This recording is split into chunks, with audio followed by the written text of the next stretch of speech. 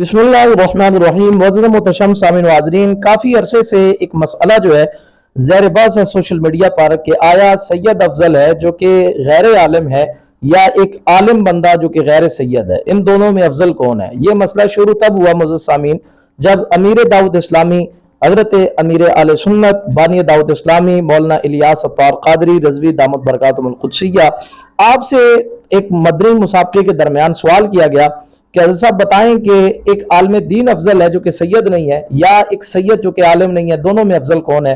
तो आपने शरीयत की रूह से मसला बताया और बड़े अहसन अंदाज में बताया जनाब। कुरान सुन्नत और फुक़हाए किराम की जो तशरीहात हैं उनसे यही साबित होता है कि एक आलिम जो है इल्म की वजह से अल्लाह करीम ने उसको नसब के शर्फ से ज़्यादा अल्लाह करीम ने इल्म का शर्फ नसीब फरमाया। अब इस मसले को लेकर काफ़ी पहले सुन्नी जो थे उनको बड़ी तकलीफ हुई, उन्होंने आए दिन वीडियो बनाई और अमीर अहले सुन्नत के खिलाफ क्या से क्या प्रोपेगेंडा किया। लेकिन इंतजार था जिस शख्सियत की वीडियो का, कंजुल उलमा डॉक्टर अशरफ आसिफ जलाली साहब दामत बरकातुहुल कुद्सिया, आपने एक दो दिन कबल जो है खूबसूरत वीडियो जो है इस हवाले से रिकॉर्ड करवाई और खूबसूरत बयान दिया, यकीन जाने के हवालों के अंबार लगा दिए, दलाइल के अंबार लगा दिए जो कि इनकी शान के लायक था। एक पढ़ा लिखा मुहक्किक बंदा जो है मुअज़्ज़ज़ सामीन, उससे यही एक्सपेक्टेशन होती है कि वो जो है वो जब भी बात करता है दलील से बात करता है, वो गाली गलौज नहीं देता, वो किसी की जातियात पर बात नहीं करता, वो जब भी बात करता है तो इल्म की दुनिया में इल्म के मैदान में उतर कर बात करता है। बड़ी खूबसूरत वीडियो हुजूर कंजुल उलमा दामत बरकातुहुल कुद्सिया की डॉक्टर अशरफ आसिफ जलाली साहब की मैंने आप के सामने शेयर करनी है। आपने मुकम्मल वीडियो देखनी है ताकि आपको मसले की हकीकत का पता लग सके और जो लोग प्रोपेगेंडा कर रहे हैं उनके प्रोपेगेंडे की हकीकत भी आपको पता चल सके। वीडियो आप देखें और फैसला आपने खुद अंदर ये कानून लिखा हुआ है कि लिअन्ना शर्फल इल्मी फौका शर्फ नस्ब। तर्जुमा तो आप सबको आ रहा है, लिअन्ना शर्फल इल्मी फौका शर्फ नस्ब, कि शर्फ इल्म शर्फ नस्ब से ऊपर है, बराबर भी नहीं, ऊपर है। ये दलील किस चीज की दे रहे हैं? वइन बिल आलमीन फकुफुन, यानी पीछे बात हो रही है कि एक अरबी है, अलवी है, उसके निकाह की बात हो रही है। तो कहते हैं कि अगर बंदा अजमी हो, कोई रोग नहीं, ऐब नहीं, बशर्ते कि इल्म दीन पड़ा हुआ हो, तो फिर अरबी नस्ल औरत उसके साथ शादी कर सकती है, क्योंकि वहां नसब है और यहां नसब से ऊंची चीज है। वो क्या है? लिअन्ना शर्फ इल्म फौका शर्फिन नसब। ये जिल्द नंबर 8 है, सफा नंबर 313 है, फिर आगे 315 पर फिर है लिअन्ना शर्फ इल्म अक़वा, इल्म का शर्फ जो है वो अक़वा है। बार बार फुक़हा ने ये लिखा लिअन्ना शर्फ इल्म फौका शर्फिन नस्ब, नसब के शर्फ से इल्म का शर्फ ऊंचा है। तो जब इल्म का शर्फ आ गया तो इसको बुलंदी मिलेगी और इस पर, इस मेरिट पर जो है वो फैसला किया जाएगा। आज अगर अचानक आके हम एक यूटर्न ले लें तो चलो कोई नहीं, वो लोग इस तरह कह रहे हैं तो वही मान जाओ, तो फिर 14 सदियों के पीछे दीन बदलना पड़ेगा। हमारे यहाँ मसाइल हैं कि जब कई लोग इकट्ठे हों तो जमात कौन कराए, तो वो फिक़्ह की किताबें भरी पड़ी हैं। तो अगर आज वाला जो एक निजाम चल रहा है इस बुनियाद पर, तो हमें फिक़्ह हनफी भी, फिक़्ह शाफी भी, सब फिक़्ह इस्लामी बदलने पड़ेगी। मिसाल के तौर पर एक बंदा जो है वो जात का मिसाल के तौर पर कुम्हार है, जिसको हमारे उर्फ में कमी कहते हैं, हालांकि ये कहना भी एक गलत सोच है। तो हमारा जो आम एक है सिस्टम ज़बात का, अब वो बंदा हाफिज है, वो बंदा कारी है, वो बंदा आलिम है, और साथ एक सैयद साहब भी है।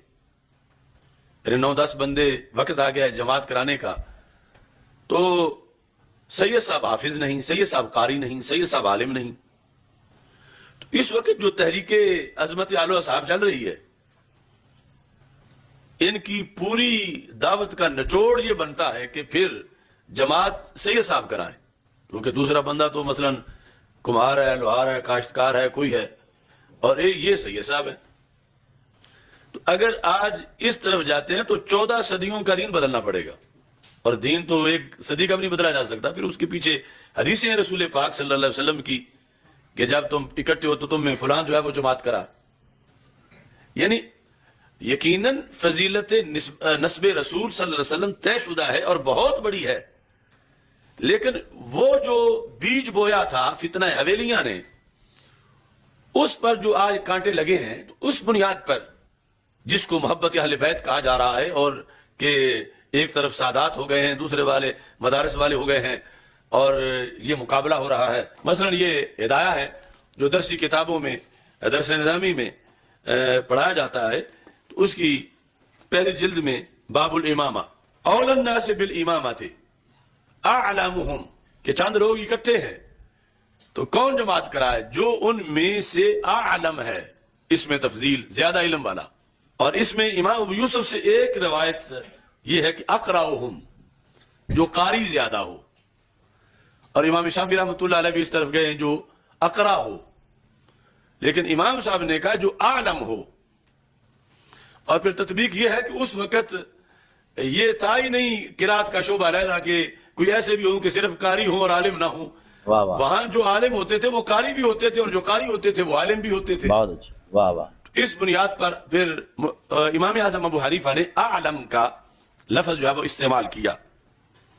اور پھر آگے متن میں ہے فَإِن تَسَاوَوْا فَأَقْرَأُهُمْ، اگر علم میں برابر ہیں تو پھر جو علم میں برابر ہونے کے ساتھ ساتھ قاری تو سارے ہیں، لیکن جو اقرا ہے پھر وہ جماعت کرائے.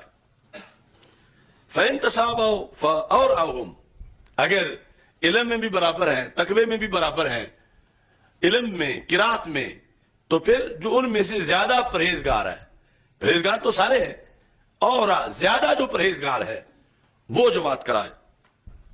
فَإِن تَسَاوَوْا فَأَسَنُّهُمْ، اگر علم میں برابر ہیں، قرات میں برابر کے قاری ہیں، تقوی میں برابر ہیں، تو پھر جس کی عمر زیادہ ہے وہ جماعت کرائے.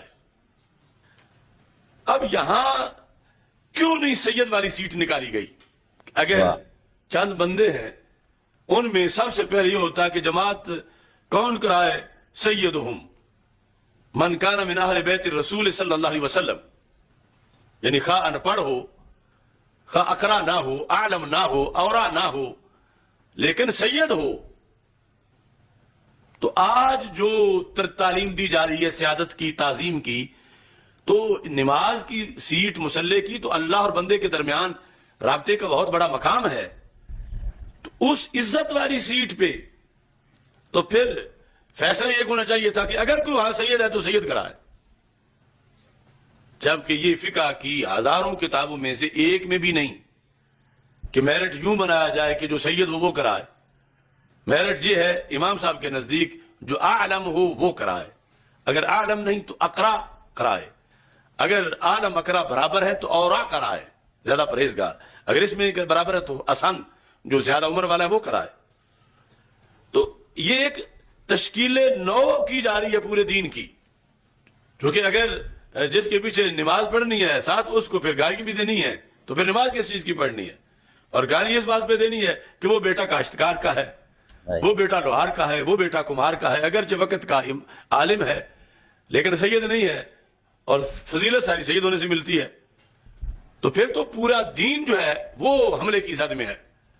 اور یہاں پر اعلی حضرت فاضل بریلوی رحمۃ اللہ علیہ نے مثال میں یہ کہا، تنویر الابصار میں ہے، الحق بالامامت الاعلم، کہ سب سے زیادہ حقدار امامت کا عالم ہے.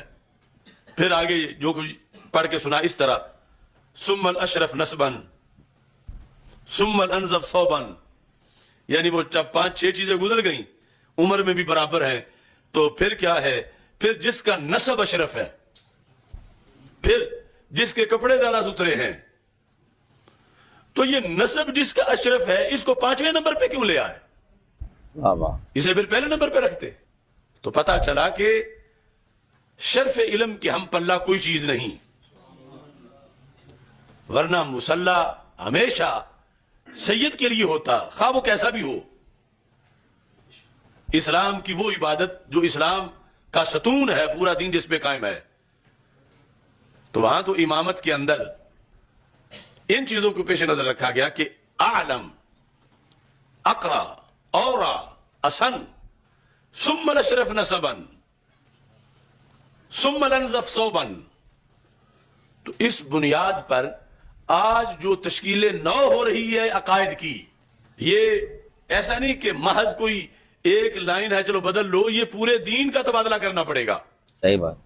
آپ نے مزید اس چیز کو واضح کیا, سید زادی اگر کسی مغل, پٹھان یا شیخ انصاری سے بے رضائے ولی, یعنی جو سید زادی کا کہ والد صاحب ہیں یا والد صاحب فوت ہو چکے ہیں تو بھائی چچا بے رضائے ولی نکاح کرے گی, نکاح ہی نہیں ہوگا. سید زادی اگر کسی مغل, پٹھان یا شیخ انصاری سے بے رضائے ولی نکاح کرے گی, نکاح ہی نہیں ہوگا جب تک بسبب فضل علم دین مکافات ہو کر کفایت نہ ہو گئی ہو. جب تک سے ایک چیز علیحدہ بیان کی کہ سیدہ کا مغل کے ساتھ نکاح, سیدہ کا پٹھان کے ساتھ نکاح, ویسے یہ کفر نہیں آپس میں, اور کفر نہ ہو تو نکاح نہیں ہوتا. لیکن اگر وہ مغل, پٹھان یا شیخ یا وہ دین کا علم اتنا رکھتا ہے تو پھر ساتھ سیدہ کی کہ ولی کی رضا بھی ہے, تو اب یہ نکاح جائز ہو جائے گا. اس کا یہ مطلب نہیں کہ مغل سید بن گیا ہے یا پٹھان سید بن گیا ہے. پٹھان پٹھان ہی رہے گا, مغل مغل ہی رہے گا. لیکن یہ علم دین کا شرف ہے کہ جس وقت یہ علم دین کا شرف جلوہ گر ہو جاتا ہے تو پھر یہ ایک ایسی چیز ہے کہ نسب کے شرف سے علم کا شرف زیادہ ہے, تو پھر وہ کمی دور ہو جاتی ہے جس کی بنیاد پر پہلے نکاح نہیں ہو رہا تھا. اور اگر علم کی وجہ سے وہاں پر فضیلت آئی تو پھر یہ کفو بن جائیں گے. اب سیدہ کے ولی کی اجازت سے وہاں پر نکاح ہو جائے گا اور کفایت